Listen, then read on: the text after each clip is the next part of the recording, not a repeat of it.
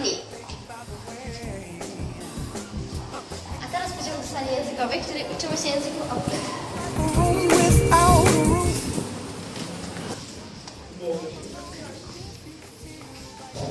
Wybrałem trójkę, bo uczymy się języku obcych. Wzięłam gimnastykę numer 3 ze względu na to, że jest tutaj język francuski. Do szatni.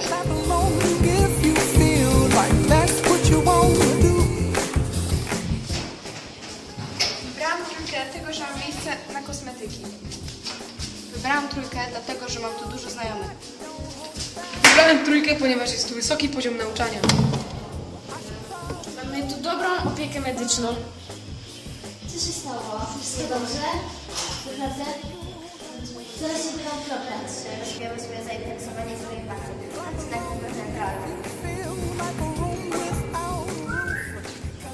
Być aktorem trudna sprawa, nie każdemu biją brawa, ale mówiąc między nami, nas żegnają oklaskami.